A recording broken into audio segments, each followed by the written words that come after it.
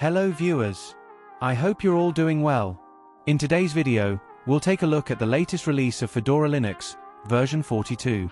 We'll explore what new updates have been added, how interesting this version is, and we'll also install it inside our Synology virtual system. So, let's get started. First, as you can see here, we've gone to the official website to download the Fedora operating system. From here, we can download the required file, but to save time, I've already downloaded it in advance. Now, as you can see here, I'll be using my virtual machine inside Synology DSM. So first, you'll need to copy the ISO file into your Synology system before proceeding. We'll create a new virtual machine. For that, click on the Create button at the top, then select the Linux option from the list, and after that, click on the Next button to continue. Next, you'll see an option to select the storage. Here, as you can see, I have only one storage volume, but in your case, there might be multiple storage options available.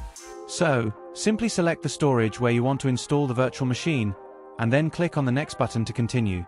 Next, we'll see the Configure General Specification section. Here, first, you'll need to give your virtual machine a name. After that, select how many CPU cores you want to allocate, followed by the amount of memory, RAM, you'd like to assign.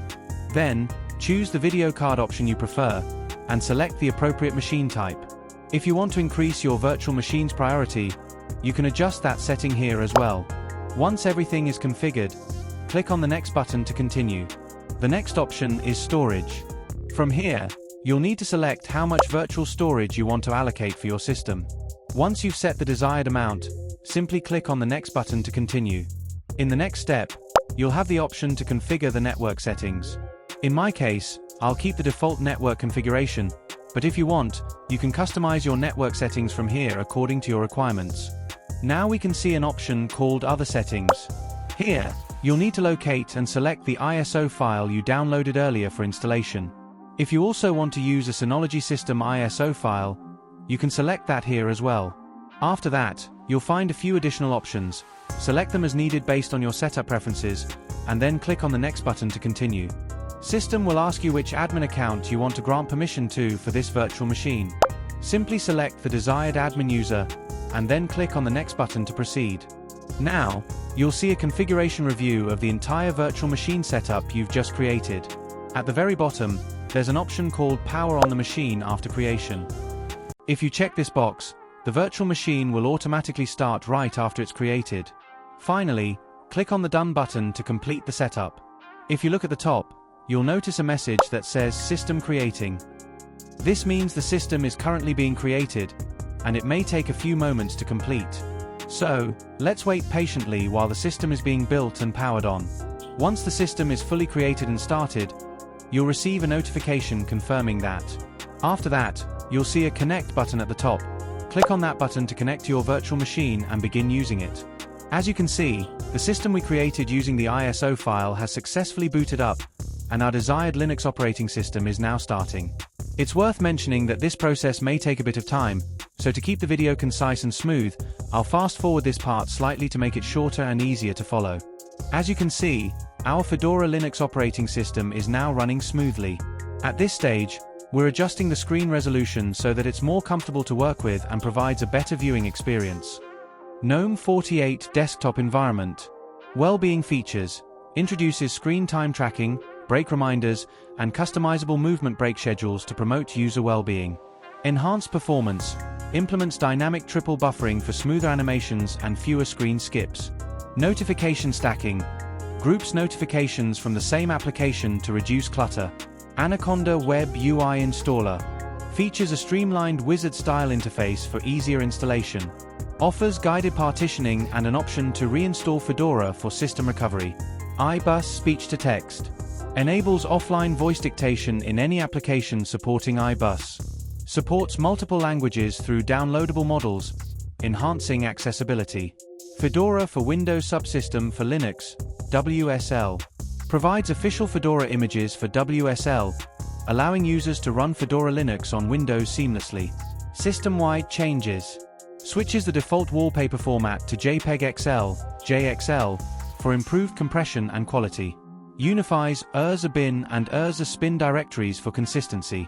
We'll start the main system installation.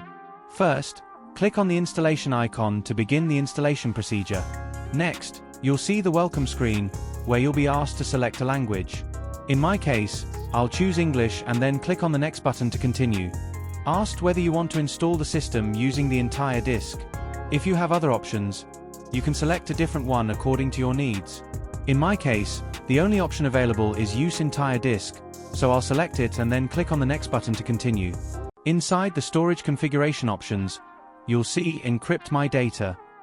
You can check this box if you want to enable encryption for your system. In my case, I'll leave it unchecked. You'll see an option called Review and Install. Here, you'll get a follow-up of all the selections and settings you've made so far. At the bottom, there's the Erase Data and Install button. Click on that to begin the installation. So, let's get ready and proceed. As you can see, the system installation has started. First, the storage configuration will be completed, followed by the software installation, then the system configuration, and finally the installation will be finalized.